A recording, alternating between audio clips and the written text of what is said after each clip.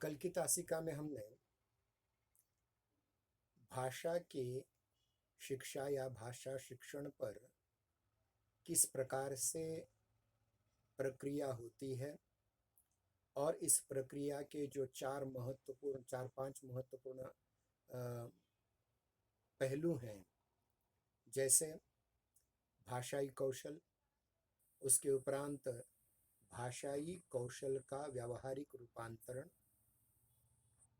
उसके उपरांत एक भाषा के मानक रूप को देखना, उसके उपरांत भाषाई आदतों का गठन और भाषा की संस्कृति सापेक्षता, इस विषय पर हमने चर्चा की थी। अब आवाज आ रही है? हाँ सर, थोड़ा नेटवर्क प्रॉब्लम है। अच्छा, आवाज तो आ रही है ना? ठीक है। रिकॉर्डिंग तो हो रही है अच्छी तरह से, वो बाद में आप बेच सकते हैं अगर कोई कठिनाई आ गई हो तो देखिए, इसमें से पहली बात जो हमारे पाठ्यक्रम में है वो है भाषाई कौशल, या जिसको कुशलता भी कहा जाता है या कौशल्य भी कहा जाता है। देखिए, कौशल, कौशल्य, कुशलता, ये तीनों शब्द एक ही चीज के पर्यायवाची हैं। इनमें से एक एक का हमें अध्ययन करना है। देखिए, भाषा शिक्षण वस्तुतः भाषाई कौशल का शिक्षण है। मतलब जिस भाषा में आप महारत हासिल करना चाहते हैं, जिस भाषा के माध्यम से किसी प्रकार के ज्ञान का अर्जन करना चाहते हैं, उसके जो कौशल है उसको पहले सीखना पड़ेगा आपको। भाषाई कौशल से तात्पर्य यह है कि भाषा के प्रयोगकर्ता, जो प्रयोक्ता है, उसके द्वारा व्यवहार में प्राप्त योग्यता, योग्यता ही कौशल है, कौशल योग्यता है। भाषा प्रयोग की कुशलता है, यही भाषा का कौशल है। भाषा का मुख्य या प्रमुख रूप उच्चरित भाषा है, मतलब उच्चारण आप करते हैं, यह भाषा का प्रमुख रूप है। और गौण रूप लिखित है। ध्यान रखिए, दुनिया में भाषा का लगभग 98% बोलचाल में उपयोग होता है और लेखन में 1 या 2% केवल, और वही इतना कुछ है कि हम उसका पार भी नहीं कभी पा सकते। मेरे कहने का तात्पर्य यह है कि आप जिस भाषा कौशल को अर्जित करना चाहते हैं उसमें उच्चारण का कौशल सबसे महत्वपूर्ण है, और लेखन का कौशल परीक्षा तक सीमित है। हो सकता है बाद में मौखिक परीक्षाएं हर विषय की हो जाए भविष्य में, तब लिखित रूप का भी कोई महत्व नहीं रहेगा, लेकिन इस समय तो है। उच्चारित भाषा के साथ जुड़े 2 कौशल हैं, एक सुनना और एक बोलना, मतलब जिसे श्रवण और संभाषण कहते हैं। और लिखित भाषा के साथ 2 कौशल हैं जुड़े हुए, एक है पढ़ना और दूसरा लिखना। यानी ये गौण कौशल है। गौण मतलब उतने महत्वपूर्ण नहीं है जितने की बोलना। उच्चारण करना जितना महत्वपूर्ण है उतना लिखना महत्वपूर्ण नहीं है, लेकिन है जरूर। भाषाई कौशल को भाषा प्रकार्य के आधार पर वर्गीकृत भी किया जा सकता है। अब देखिए, अब तक हमने केवल भाषाई कौशल यह बात देखी थी। आगे चल कर के हमें यह बात भी देखनी है कि भाषा कुशलता के साथ साथ भाषा का एक विशिष्ट संकल्पना है, वह है प्रकार्य। भाषा प्रकार्य के आधार पर भाषाई कौशल्यों का वर्गीकरण किया जाता है। भाषा का प्रमुख प्रकार्य है संप्रेषण। संप्रेषण जिसको अंग्रेजी में कम्युनिकेशन कहा जाता है, उसको संस्कृत हिंदी में संप्रेषण कहा जाता है। संप्रेषण की प्रक्रिया है जो वक्ता और श्रोता और वक्ता, इनके बीच गतिशील होती है। मतलब समझिए, ये वक्ता है, ये श्रोता है, ये श्रोता है, ये वक्ता है, तो इन दोनों के बीच की जो प्रक्रिया है उसको कहा जाता है संप्रेषण। और संप्रेषण की ये जो वक्ता और श्रोता के बीच की गतिशील प्रक्रिया है, उस प्रक्रिया का उद्देश्य भाव ग्रहण है। मतलब जो वक्ता कह रहा है उसके भावों का ग्रहण श्रोता ने करना चाहिए।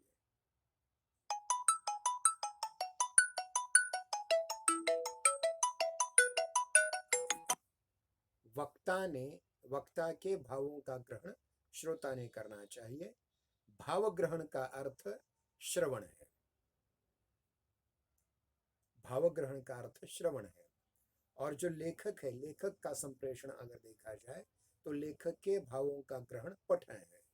मतलब श्रवण और पठन यह अधिगमकर्ता का कौशल है और अध्यापक का कौशल है बोलना और लिखना। बोलने के लिए सुनना, लिखने के लिए पढ़ना।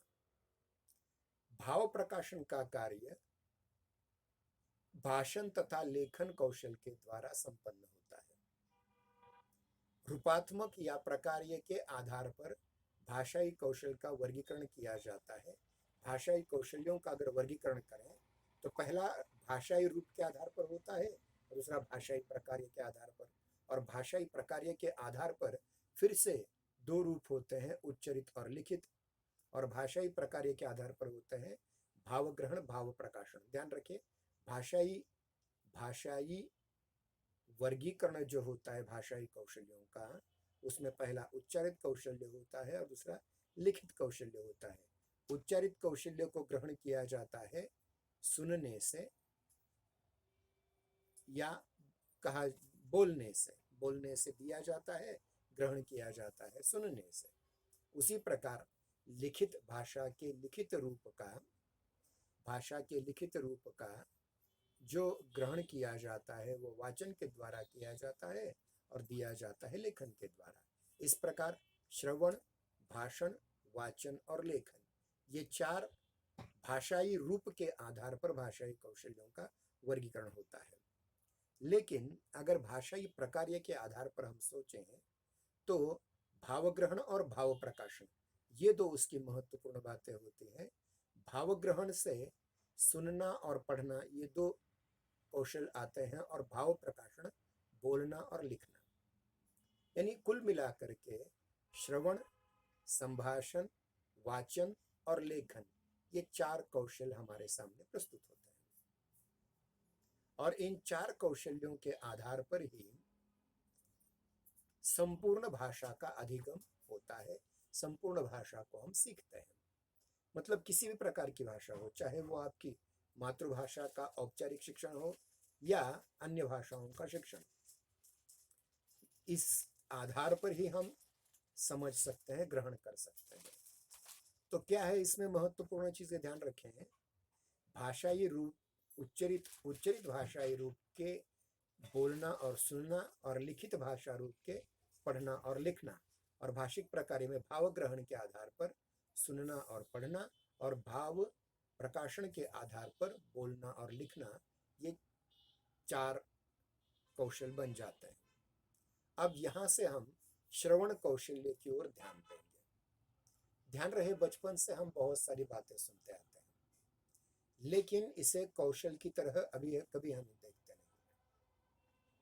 इसका कारण यह है कि हमें लगता है कि जो सुन रहे हैं हम, उसका हमें उपयोग क्या है। इसलिए आदतन हम बचपन से बहुत सारी बातों की ओर दुर्लक्ष करते हैं। और ये उपेक्षा करने का मतलब ये होता है कि इससे हमारे जीवन में बहुत सारे महत्वपूर्ण उपदेश हम भूल जाते हैं। मतलब माँ कहती है ये करो, पिताजी कहते हैं ये करो, भाई कहते हैं ये करो, बहन कहते हैं ये करो, चाचा, नामा, यानी अन्य जितने भी नाते हैं या पड़ोसी लोग हैं, वो हमसे कभी न कभी कुछ न कुछ कहते रहते हैं, और हम उसे इस कान से सुनते हैं, उस कान से छोड़ देते हैं। यानी एक प्रकार से एक मुहावरा है, मतलब उपेक्षा करते हैं कहने की। लेकिन अगर श्रवण कौशल की जहां तक बात है, आपको श्रवण कौशल को बड़ी गंभीरता से लेना पड़ेगा। तो श्रवण क्या है? देखिए, श्रवण संस्कृत की श्रु धातु से बना हुआ व्युत्पन्न एक शब्द है, जिसका संबंध सुनने की क्रिया से है। केवल सुनने की क्रिया नहीं, ध्यानपूर्वक सुनने की क्रिया है। केवल ध्यानपूर्वक सुनना नहीं, अपितु ध्यानपूर्वक सुनकर अध्ययन करने की प्रक्रिया है। इतना ही नहीं, अधिगम करना, लर्निंग करना, आत्मसात करना। मैं एक कहानी सुनाता हूं आपको। महाभारत में कौरव पांडवों की परीक्षा एक दिन होने वाली थी। आचार्य द्रोण परीक्षा ले रहे थे और परीक्षा लेते समय पहला उपदेश दिया था उन्होंने। क्या उपदेश दिया था? कि सत्यम वद, धर्मम चर, क्रोधेन न समाचरे। मतलब हमेशा सच बोलना चाहिए, धर्म का आचरण करना चाहिए, कभी क्रोध नहीं करना चाहिए। ये 3 उपदेश हैं और इनको याद करने के लिए कहा। सभी ने याद कर लिया। दुर्योधन ने कहा याद हो गया, हर एक को याद हो गया। अंत में सबसे बड़े थे, जिनका पिछले नंबर रखा था, वो युधिष्ठिर जी। युधिष्ठिर ने कहा कि मुझे याद नहीं हुआ है। तो आचार्य द्रोण ने गुस्से से उनके हाथ पर छड़ी मारी, अनेक बार मारी। दूसरे दिन पूछा, दूसरे दिन कहा कि मुझे याद नहीं हुआ, मुझे याद नहीं हुआ, मुझे याद नहीं हुआ। अब जब अनेक दिन हो गए, दोनों हाथ लुहुलुहान हुए हर रोज मार खा करके, तब एक बार आचार्य ने पूछा उनसे, युधिष्ठिर से, तुम्हें क्रोध नहीं आता क्या? तो उन्होंने कहा कि अब मैं तीसरा पाठ याद हो गया है, क्रोध करना नहीं चाहिए, लेकिन अभी भी सत्यम वद और धर्मम चर मुझे याद नहीं हुए हैं। तो इस बात से इतने खुश हुए द्रोणाचार्य कि उन्होंने उन्हें, धर्मराज को, सत्यवादी उपाधि दे डाली और जिसके कारण उनकी बाद में हत्या भी हो गई। कहने का तात्पर्य है कि केवल सच बोलना चाहिए, सच बोलना चाहिए, सच बोलना चाहिए, ये सुन सुन करके खुद हम झूठ बोलते हैं। बहुत बार कहते तो हैं ठीक है सच बोलना चाहिए, लेकिन सच बोलते नहीं।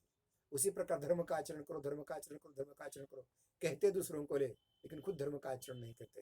क्रोध मत करो, क्रोध मत करो, क्रोध मत करो, कहते मात्र है, याद तो हो गया होता है, सुना बहुत बार होता है, लेकिन कभी हमने उसका आचरण में उपयोग नहीं किया होता। इस प्रकार से हमें श्रवण कौशल अर्जित करना, मतलब हम जो सुनते हैं उसको ध्यानपूर्वक सुनना चाहिए, ध्यानपूर्वक सुनने पर उसका अध्ययन करना चाहिए, अधिगम करना चाहिए और अंत में आचरण में उतारना चाहिए। अगर हर धर्म के लोग अपने अपने धार्मिक ग्रंथों का इसी प्रकार अध्ययन करेंगे, श्रवण करेंगे, तो दुनिया में कोई समस्या नहीं रहेगी, ऐसा मेरा मानना है। मतलब श्रवण किसी कथन को ध्यानपूर्वक सुनना, सुनी बात पर चिंतन मनन निधिध्यासन करना, चिंतन के बाद अपना मंतव्य स्थिर करना, मंतव्य स्थिर करने के अनुसार आचरण करना और आचरण व्यवहार करना, इस प्रक्रिया के बाद उस व्यक्ति का उस गुण के लिए प्रसिद्धि प्राप्त होना। जैसे सत्यवादी हरिश्चंद्र, धर्मराज युधिष्ठिर, गो ब्राह्मण प्रतिपालक शिवाजी महाराज, इस प्रकार की उपाधियां जुड़ जाती है। दान वीर शूर कर्ण, यानी वो हमारे जीवन का एक महत्वपूर्ण विशेष गुण बनना चाहिए, तब हम कह सकते हैं कि सुनने की प्रक्रिया पूरी हुई, वरना नहीं। भाषा शिक्षण में श्रवण कौशल्य एक प्रधान कौशल्य है, प्रारंभिक कौशल्य है, प्राथमिक कौशल्य है। इसमें क्या क्या सुना जाता है? सबसे पहले सुनी जाती है ध्वनि। ध्वनि का मतलब क्या है? नाभि से लेकर के सारे उच्चारण उपयोगी अवयवों से जो ध्वनि बाहर प्रकट होती है, जैसे अ, जैसे म, इस प्रकार की ध्वनि का उच्चारण हम ठीक ढंग से सुने। फिर उसके उपरांत ध्वनि से बनते हैं शब्द, वर्ण, जिसको हम अक्षर कहते हैं। अलिखित अक्षर होता है, लिखित वर्ण होता है। वर्ण के बाद शब्द, शब्द को प्रत्यय जोड़ने से पद, और पदों के सही क्रम लगाने से वाक्य बनना, ये उसका एक भाषाई कौशल में सीखने की छोटी छोटी इकाइयां हैं। मतलब आपको पहले सही ढंग से ध्वनि सुनने आनी चाहिए, फिर उसके उपरांत जो अक्षर है, वर्ण है, उसका उच्चारण भी आप करना सीखें और ठीक ढंग से पहले सुने।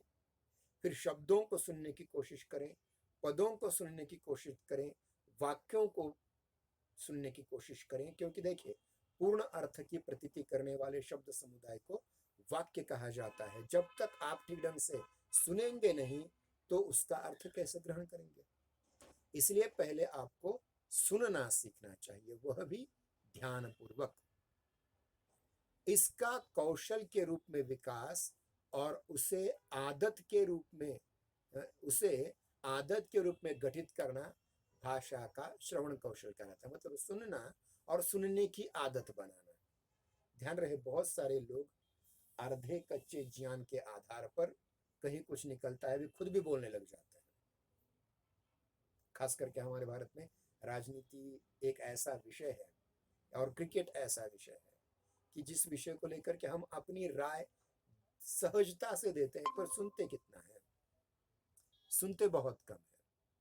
इसलिए हमें ज्यादातर क्या करना चाहिए, अधिकतर क्या करना चाहिए कि हमें अपने श्रवण कौशल को अधिक ग्रहित करना चाहिए पहले। और प्रायः ध्यान रखिए, आदत के रूप में गठन जिस भाषा का हम करते हैं उसमें श्रवण कौशल बहुत महत्वपूर्ण तो बात है ही, लेकिन जब हम देखते हैं कि छोटा बालक, छोटा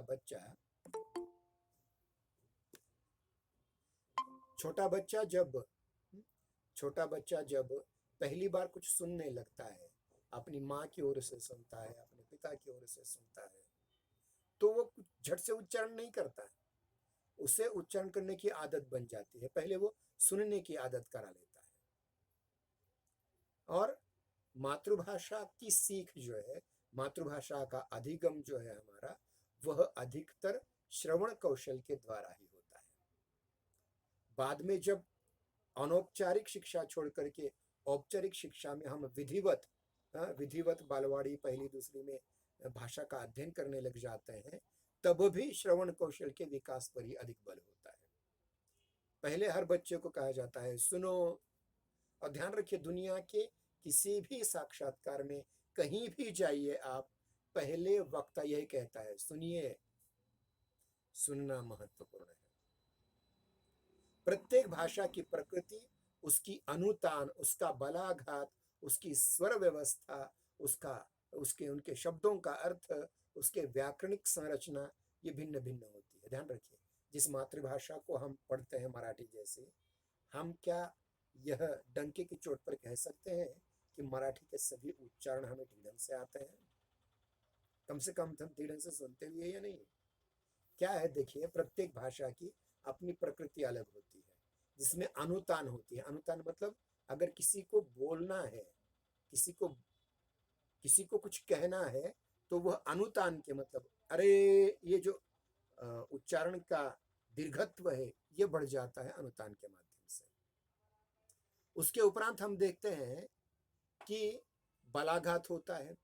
किसी एक वाक्य पर, किसी एक शब्द पर बलाघात किया जाता है। जैसे देखिए, आज ही, अब जिसमें ही पर ज्यादा महत्व है, मतलब आज का काम आज ही होना चाहिए, तो इसमें ही पर जो बलाघात दिया है उसका भी अर्थ ग्रहण करने आना चाहिए आपको। इतना ही नहीं, स्वर व्यवस्था, अ आ इ ई उ ए ये स्वर व्यवस्था और सुर व्यवस्था दोनों, सारे ग म प ध नि सा, ये जो एक प्रकार से, और फिर उदात्त अनुदात्त स्वरित, ये जो हमारे स्वर हैं, मतलब ह्रस्व दीर्घ प्लुत, संगीत के स्वर सारे ग म प ध नि, और उसके उपरांत उच्चारण, प्रत्येक अक्षर के उच्चारण में जो महत्वपूर्ण स्वर होते हैं उसे कहते हैं उदात्त, अनुदात्त और स्वरित।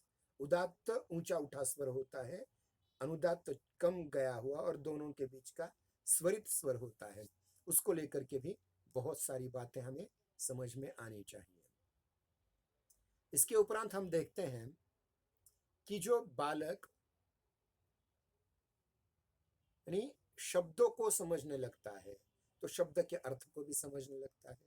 और व्याकरणिक संरचना, प्रत्येक भाषा की व्याकरणिक संरचना अलग अलग होती है, तो इस व्याकरणिक संरचना को भी समझना बहुत जरूरी है। देखिए, मराठी और हिंदी संस्कृत से ही निकली हुई भाषाएं हैं, लेकिन उनमें भी व्याकरणिक संरचना अलग है, शब्दों के अर्थ अलग है। जैसे हिंदी में एक शब्द है चेष्टा, मराठी में जिसका अर्थ होता है मजाक, लेकिन हिंदी में उसका अर्थ होता है प्रयास, प्रयत्न। मतलब एक ही समान वर्तनी भिन्नार्थी शब्द भी हो सकते हैं, भाषिक संरचना अलग हो सकती है। श्रवण कौशल का संबंध जिस भाषा को हम सीखना चाहते हैं उस भाषा की प्रकृति के अनुरूप इन विविधताओं को पहचानने में, समझने में की कुशलता से है। भाषा के उच्चरित रूप से श्रवण की कुशलता का विकास भाषण कौशल के विकास में सहायक होता है। मतलब अगर आप सही ढंग से सुनते होंगे, आप अच्छी ढंग से सुनते होंगे, सही ढंग से सुनते होंगे, तो आपको सही ढंग से उच्चारण करने भी आ सकता है। इसलिए हमें यह जरूरी है कि हम अधिक से अधिक मन लगा करके सुनते रहें। देखिए, भाषा श्रवण प्रक्रिया जो है बड़ी कॉम्प्लेक्स है, जटिल है, लेकिन इसके भी 3 प्रकार होते हैं। पहला है भाषा की सार्थक इकाइयों का सहज अभिज्ञान, मतलब हमें सहजता से पता चलना चाहिए कि इस शब्द का ये अर्थ है सुनते ही। फिर उसकी अवधारणा समझ में आनी चाहिए, उसके पीछे क्या संकल्पना है समझ में आना चाहिए, और फिर उसका बोध हमें होना चाहिए। पहले शब्द समझना चाहिए, फिर उससे क्या अर्थ ग्रहण करना है, किस प्रकार से उसकी अवधारणा से हम परिचित हो जाए और उसका बोध हो जाए। भाषा की ध्वनि पहचान से शुरू होने वाली प्रक्रिया अध्येय भाषा, जिस भाषा को हम सीखना चाहते हैं, तथा मातृभाषा के ध्वनि गति साम्य भेद के तुलनात्मक बोध से होते हुए भाषा की संपूर्ण प्रकृति की पहचान तक बढ़ती है। मतलब जब हम किसी अन्य भाषा को सीखना सीखते हैं तो पहले क्या होता है, हमारे मन में मातृभाषा की कुछ महत्वपूर्ण ध्वनियां हमारे मन में पहले से सिद्ध होती हैं, और उन ध्वनियों को और नई भाषा की ध्वनियों के भेद को हम पहचान सकते हैं, उसके अंतर को पहचान सकते हैं। जैसे हिंदी, मराठी में कृ, हिंदी में क्री कहा जाता है कृष्ण के लिए। हिंदी पढ़ने वाले कृपा कहेंगे, मराठी वाले कृपा कहेंगे। मराठी वाले सिंह उच्चारण करेंगे, हिंदी वाले सिंह उच्चारण करेंगे। तो इन उच्चारणों की ओर भी ध्यान देना अत्यंत आवश्यक होता है। और ऐसे धीरे धीरे धीरे ध्वनियों से शुरुआत करते करते करते करते करते करते करते करते हम अनेक भाषा के जो अलग अलग अलग अलग अलग एकक हैं, ध्वनि के बाद वर्ण है, अक्षर है, अक्षर के बाद वर्ण है, वर्ण के बाद शब्द है, शब्द के बाद पद है, पद के बाद वाक्य है, इनको धीरे से दोनों भाषाओं की तुलना करते समय हमारी मातृभाषा और सीखी जाने वाली अन्य भाषा, इन दोनों में साम्य भेद देखते देखते हम आगे बढ़ते चले जाते हैं। स्पष्ट है कि श्रवण प्रक्रिया एक समन्वित प्रक्रिया है और एक सोद्देश्य प्रक्रिया है। इसका उद्देश्य है कि हम ठीक ढंग से सुने, जिसका हम अर्थ ग्रहण करें, जिसका बोध हो। श्रवण कौशल को विकसित करने के लिए सबसे ज्यादा जरूरत है अभ्यास की। अभ्यास मतलब प्रैक्टिस। फिर सुने, अच्छी बातें सुने, अच्छी बातें, बड़े बड़े वक्ताओं को सुने। अगर आपकी हिंदी अच्छी होनी है आपको, तो आप अटल बिहारी वाजपेयी जी, अमिताभ बच्चन जी, ये प्रमोद महाजन जी, ऐसे वक्ताओं के भाषणों को बार बार डाउनलोड करके सुनते रहें सुनते रहें सुनते रहें, तो धीरे धीरे उनके उच्चारणों का हम अच्छी तरह से अध्ययन कर पाएंगे। अध्येय भाषा को समुचित ध्यान देंगे। फिर उसके बाद जिस भाषा को हम सुनते हैं उसको बार बार सुनने का अभ्यास करते हैं, तो फिर धीरे धीरे हमारे अभ्यास से हमारे अनुभव बढ़ने लगते हैं, और अनुभव की जो नितांत आवश्यकता होती है वो बढ़ती जाती है। अध्येय भाषा को समुचित संदर्भ में सुनने का जितना अधिक अवसर मिल जाए, जितनी ज्यादा बार सुने, उतना ही आपका अनुभव उस भाषा के बारे में पक्का होता जाएगा, और श्रवण कौशल उसके अनुसार विकसित होता जाएगा। मतलब अनेक बार सुन सुन करके, अनेक बार सुन सुन करके, अनेक बार सुन सुन करके आप अपने श्रवण कौशल को आगे बढ़ा सकते हैं, विकसित कर सकते हैं। ध्यान रहे, श्रवण कौशल पर ही भाषण कौशल, जो अगला कौशल है, वो आधारित होता है। इसलिए श्रवण कौशल को बहुत ज्यादा महत्व दिया जाना चाहिए, क्योंकि जो अच्छी तरह सुनता है वही अच्छी तरह से उच्चारण कर पाएगा। जो अच्छी तरह से सुनता नहीं है वो अच्छी तरह से उच्चारण कर नहीं पाएगा। देखिए, ऐसा देखा जाता है कि प्रायः जो जन्म से बहरे लोग होते हैं वो प्रायः गूंगे भी होते हैं। जो गूंगा होता है वो बहरा ही होता है, हाँ? क्योंकि वो सुनता नहीं इसलिए उसे बोलना भी नहीं आता। यानी वाक अवयव ठीक ठाक है लेकिन कान ठीक नहीं है, इसलिए मुख से कोई उच्चारण कर नहीं सकता वह। श्रवण की कमजोरी भाषण कौशल पर प्रभाव करते हुए दिखाई दे सकती है। इसीलिए श्रवण कौशल का विकास भाषा शिक्षण में सर्वोपरि माना जाता है। श्रवण कौशल के विकास के लिए क्रमशः ध्वनियों का श्रवण करना चाहिए, अर्थात सामान्य तथा चयनात्मक श्रवण करें। सामान्य रूप से भी सुने और फिर चयन करके सुने, जैसे ज्ञान ज्ञान ज्ञान। आपने अनेक बार ज्ञान और ज्ञान सुना, लेकिन ज्ञान को चयन करके सुने कि इसका उच्चारण कैसे होता है। चयन करके सुने या सामान्य प्रकार से उच्चारण करें, जैसा भी उच्चारण सुनाई दे उसको सुनने का हमेशा प्रयास करते रहें। फिर उसके बाद हमने ये भी देखना चाहिए कि श्रवण कौशल का निरंतर विकास श्रवण अभ्यास से होता है, और इस दृष्टि से अभ्यास इतना आवश्यक है, इतना आवश्यक है कि बिना अच्छी तरह से सुने हम कुछ उच्चारण कर नहीं सकते। यानी ध्वनियों की संख्या पहचान आपकी होनी चाहिए, ध्वनियों की पहचान होनी चाहिए, ध्वनि की पहचान होनी चाहिए, ध्वनियों की संख्या की पहचान होनी चाहिए। इसके साथ जो न्यूनतम शब्द है, शब्दगुच्छ, शब्द है, चित्र है, चित्रों को देख करके वाक्यों को पहचानना, वाक्यों को समझ लेना, ये सारी चीजें। मतलब एक फूल है, ये फूल किसका, ये गुलाब का फूल है, तो उच्चारण गुलाब किस प्रकार किया जाता है, कमल उच्चारण किस प्रकार किया जाता है, उस चित्र को देख करके। इस प्रकार से आप शब्दों का कौशल भी बढ़ा सकते हैं, सुनना भी चाहिए। हाँ, ये कमल है, एक बार सुना कि इस प्रकार की आकृति वाला फूल कमल होता है, इस प्रकार की आकृति वाला फूल गुलाब होता है, इस प्रकार की आकृति वाला फूल चंपा होता है। इस प्रकार से हम देखें, चित्रों का भी उस प्रकार प्रयोग किया जाता है। इसलिए देखिए, प्रायः बच्चों को जो 12 कड़ी पढ़ाई जाती है ना, तो चित्रों के आधार पर पढ़ाई जाती है। अनन्नास आ आई सा, इस प्रकार से। फिर उसके बाद हम देखते हैं कि ध्वनि शब्द और वाक्यों को सुनकर समझने का भी अभ्यास धीरे धीरे बढ़ाना चाहिए। इसके लिए अलग अलग तरह के दृक् श्राव्य माध्यमों का आप उपयोग करें। जैसे मैंने अभी कहा था, अगर आपको अटल बिहारी वाजपेयी जैसी या प्रमोद महाजन जैसी या अमिताभ बच्चन जैसी हिंदी बोलनी है, तो आपको उनकी दृक् श्राव्य मुद्रित जो इंटरनेट पर बहुत सारी सामग्री है उसको बार बार देखना सुनना पड़ेगा, तो धीरे धीरे आप उसका कर सकते हैं। और ध्यान रखिए कि दुनिया में प्रत्येक व्यक्ति की स्वरतंत्र की इतनी महत्ता है, इतनी महत्ता है कि हम अपनी ध्वनि अपने से अलग, अपनी ध्वनि से अलग, अपने उच्चारण से अलग हजारों जनों की ध्वनियां निकाल सकते हैं, जिसको देखिए आजकल डबिंग आर्टिस्ट बहुत प्रयोग करते हैं। अलग अलग अभिनेताओं की, नेताओं की आवाज निकाल कर दिखा सकते हैं। ये भी बहुत, लेकिन उसके लिए पहले सुनना बहुत महत्वपूर्ण होता है। श्रवण कौशल के विकास के लिए छात्र के इर्द गिर्द भाषाई माहौल होना चाहिए। मतलब छात्र जो भाषा पढ़ना चाहता है उसके इर्द गिर्द भाषाई माहौल, वातावरण वैसे होना चाहिए। अगर वातावरण उस प्रकार का नहीं है तो ठीक ढंग से सुन नहीं पाएगा, उच्चारण भी कर नहीं पाएगा।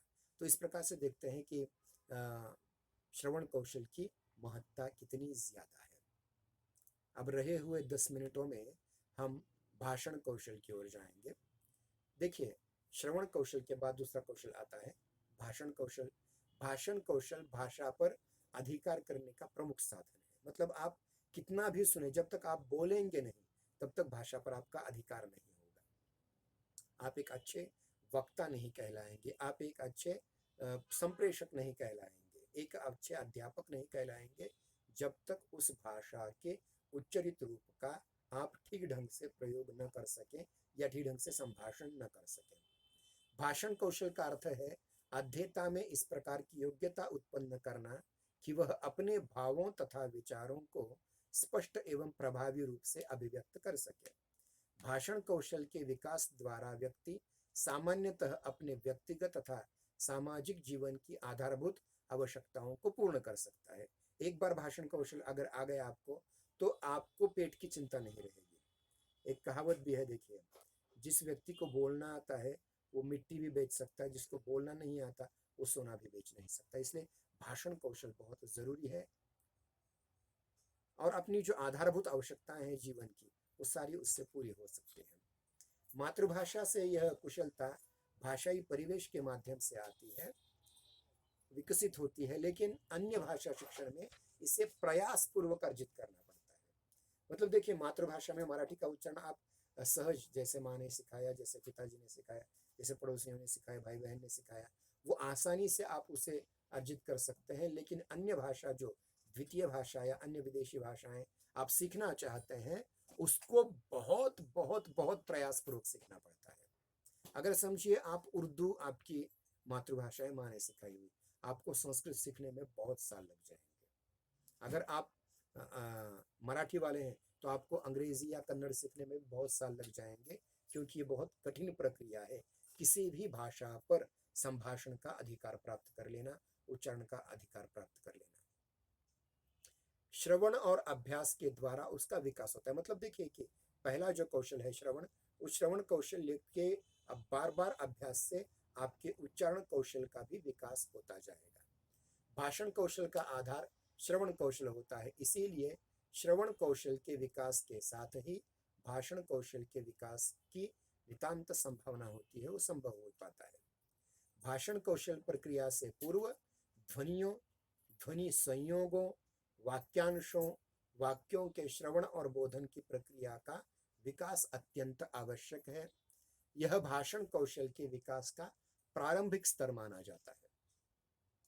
इसके बाद अपने भावों और विचारों की प्रभावी अभिव्यक्ति की क्षमता का विकास किया जाता है। भाषण कौशल की विकास प्रक्रिया इस प्रकार की है। ध्यान रखिए कि पहले क्या होता है कि पहले आपको सुनने का जितना ज्यादा अभ्यास करो, आप उससे धीरे धीरे उच्चारण करने का अभ्यास कर सकते हैं। और उच्चार करते करते करते करते करते ध्वनियों का उच्चारण करना सीखें, ध्वनि संयोगों का उच्चारण करना सीखें, वर्णों का उच्चारण सीखें, शब्दों का उच्चारण सीखें, पदों का उच्चारण सीखें, वाक्यांशों का उच्चारण सीखें, वाक्यों का उच्चारण सीखें। तो धीरे धीरे क्या होता जाएगा कि हमारे बोलने की जो प्रक्रिया है, जो संसाधन है उस प्रकार के, उस प्रकार हम हमारी क्षमता, हमारी कुशलता बढ़ती जाएगी। अब देखिए, उच्चारण कौशल और मौखिक अभिव्यक्ति, ये भाषण कौशल के दो महत्वपूर्ण भाग हैं। और उच्चारण सीखने के लिए क्या करना चाहिए आपको? पहले ध्वनियों का अध्ययन करना चाहिए, जैसे अ, आ या क, ख, ग, घ, ग कहाँ अनुनासिक है, च च ज झ य, ट ट ड ढ ण, त त द ध न, प प ब भ म, य र ल व श ह क्ष ळ क्ष। इस प्रकार से उनका उच्चारण सीखें। फिर उसका बलाघात सीखें, कहाँ कहाँ बल देना चाहिए, आप आ गए, आप आ गए, आप आ गए, इस प्रकार से कहाँ कहाँ ध्वनि को ज्यादा बढ़ाना चाहिए, आघात किस पर देना चाहिए, उसकी विवृत्ति अनुतान कहाँ तक बढ़ानी चाहिए, एक ही अक्षर वहां तक। अगर कोई दूर आदमी है, उसे अगर पुकारना है अरे, तो ये अनुतान वगैरह भी सीखनी चाहिए, ये उच्चारण की दृष्टि से। लेकिन जब मौखिक अभिव्यक्ति होती है, उसको विचार, यानी आप क्या कहना चाहते हैं, कंटेंट महत्वपूर्ण है।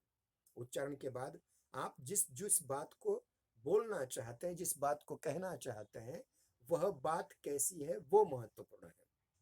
और उसकी अभिव्यक्ति, और अभिव्यक्ति करने में सबसे महत्वपूर्ण आपको शब्दों की संरचना करनी आनी चाहिए, फिर उसके अर्थों की संरचना करनी आनी चाहिए। अर्थों की संरचना ऐसी होती है कि जो आपको अपेक्षित अर्थ है, उस अर्थ के शब्दों का चयन करके वही बराबर वाक्य बनता है क्या, पूर्ण अर्थ की प्रतीति हो सकती है क्या, उस माध्यम से उस पर विचार करना चाहिए। और व्याकरणिक संरचना करते समय भाई मुझे ये वर्ण यहाँ चाहिए, इस वर्ण के आधार पर, खास करके जब हम कविता बोलने लगते हैं ना, कविता का उच्चारण जब करने लगते हैं, तो प्रत्येक अक्षर का चयन किस प्रकार करना चाहिए, उसको लेकर के व्याकरणिक बातें आपकी समझ में आ सकते हैं।